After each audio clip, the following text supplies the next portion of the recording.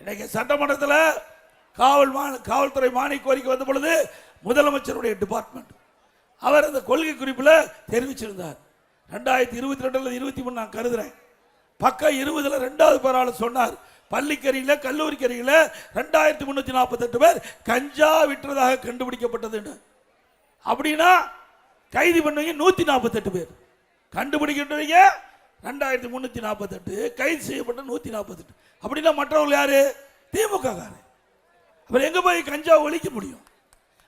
இப்படிப்பட்ட சட்ட ஒழுங்கு சீரி ஒழுங்கில் ஆட்சி, மக்களோட ஆட்சி, மக்களுக்கு எந்த நன்மையும் கிடைக்காத ஆட்சி. இந்த ஆட்சி பொறுத்த வரைக்கும் திரு கருணாநிதி அவர்களும் தான் சரி, திரு ஸ்டாலின் தான் சரி, குடும்ப ஆட்சி நடந்துகிட்டு இருக்கு. 4 அதிகார மையம். ஒரு முதலமைச்சர் தான் தாக்கு பிடிக்க முடியல.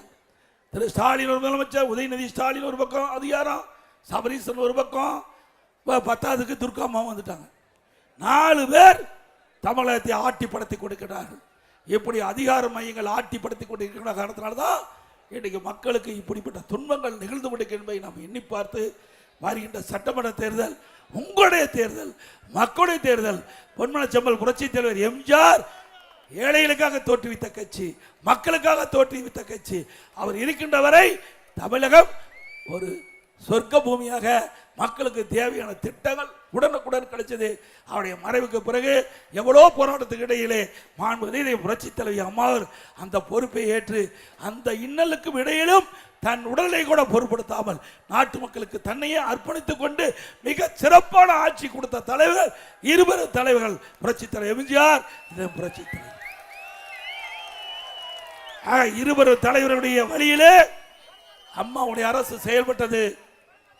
எவ்வளோ பிரச்சனை இடையில வறட்சி ஒரு பக்கம், புயல் வெள்ளம் ஒரு பக்கம், கொரோனா ஒரு பக்கம், இதையெல்லாம் சமாளித்து இந்தியாவிலேயே திறமையான ஆட்சி தமிழ்நாட்டில் நடைபெற்றது என்ற பெயர் பெறுகின்ற அளவுக்கு திறம்பட ஆட்சி கொடுத்தோம்.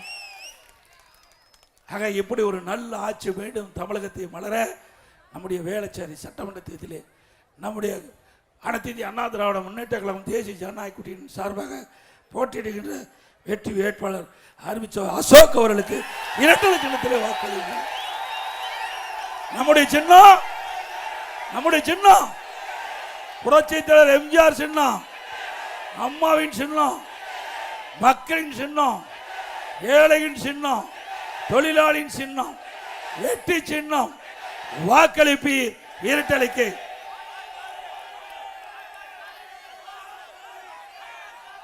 அதிமுக ஆட்சிக்கு வந்த உடனே பல அறிவிப்புகள் அறிவிச்சிருக்கிறோம்.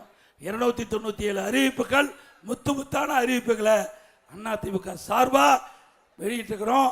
அதிமுக ஆட்சிக்கு வந்த உடனே இந்த அறிவிப்புகள் அனைத்தும் நிறைவேற்றப்படும் என்ற செய்தி இந்த நேரத்தில் சொல்லி, இன்றைக்கு விலைவாசி இருந்துட்டு, இன்றைக்கு கரண்ட் பில்லு, கரண்டை தொட்டா தான் ஷாக் அடிக்கும், கரண்ட் பில்லை கேட்டாவே ஷாக் அடிக்கும். மின் கட்டணம் 67% உயர்வு. இன்றைக்கு நகராட்சி மாநகராட்சியில் வீட்டு வரி 100% உயர்த்தாச்சு. ஆண்டுக்கு 6% உயர்த்தி 2 வருஷத்தில் 12% உயர்த்தாங்க. அதிமுக ஆட்சி விட திமுக ஆட்சி வந்த பிறகு 112% வரி உயர்வு வீட்டுக்கு, கடைக்கு 150% வரி உயர்வு, ஆண்டுக்கு 6% உயர்த்திட்டாங்க. குடிநீர் வரி உயர்வு, குப்பைக்கு வரி, இப்படி மக்கள் மீது வாட்டி விதைக்கின்ற அரசு திமுக அரசு. ஒரு பக்கம் உணவுப்பொருள் விலை உயர்வு, மறுபக்கம் வரி உயர்வு. இதனால் மக்கள் படு துன்பத்துக்கு ஆளானாங்க. அதிலிருந்து அவர்களை மீட்டெடுப்பதற்காக அதிமுக அரசு வந்த உடனே எல்லா குடும்ப அட்டைக்கும் அவருடைய குடும்ப தலைவின் பேரிலே நேரடியாக வங்கியிலே 10,000 ரூபாய் சிறப்பு தொகை வாங்கப்படும். சிறப்பு உதவி தொகை அவர் வங்கி கணக்கிலே செலுத்தப்படும். அதே போல ஒவ்வொரு மாதமும் அதிமுக ஆட்சி பண்ண உடனே குடும்ப தலைவரின் பேரில் வங்கியில் 2,000 ரூபாய் செலுத்தப்படும்.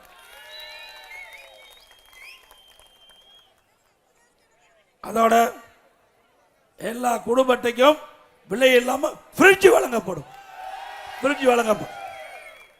வேலைக்கு செல்லும் மகளிர் குறிப்பிட்ட நேரத்துக்கு வேலைக்கு போகணும், பணி முடிஞ்சு வீடு திரும்ப போகணும்.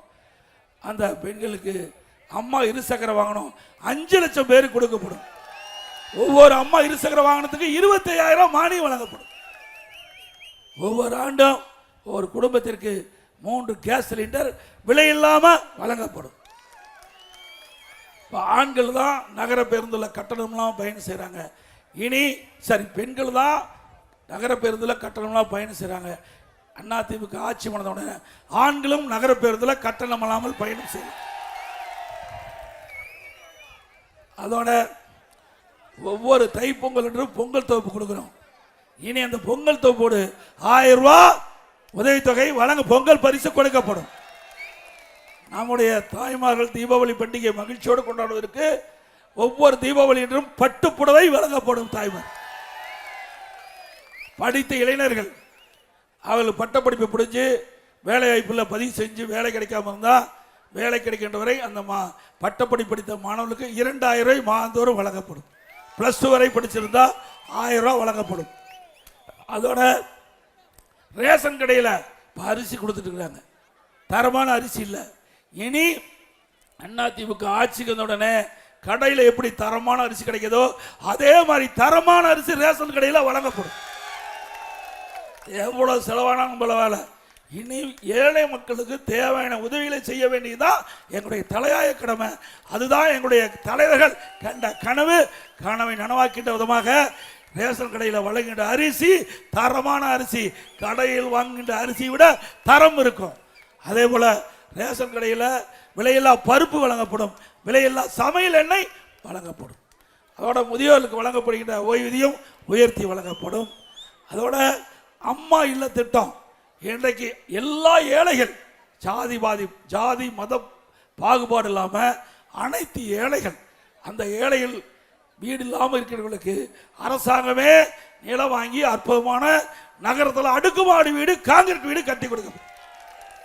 பட்டியலின மக்கள் குடும்பத்தில் திருமணமாகி தனி குடித்தனம் போனால் அந்த நபர்களுக்கு அதிமுக அரசு வந்தோடனே சொந்தமாக நிலம் வாங்கி அற்புதமான காங்கிரீட் வீடு அவர்களுக்கு கட்டி கொடுக்கப்படும்.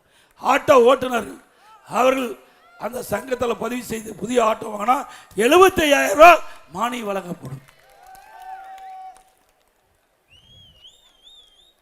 பல திட்டங்கள் அதிமுக ஆட்சியில் செயல்படுத்தப்படும் என்று சொல்லி, அதே போல மீனவர்கள், இன்றைக்கு மீனவர்கள் மீன்பிடி தடைகாலம் இப்போ இருக்கின்ற நிதியை விட 8,000 ரூபாய் கொடுத்துட்டு இருக்காங்க. அதை உயர்த்தி 12,000 ரூபாயாக மீனவர்களுக்கு உயர்த்துவாங்க.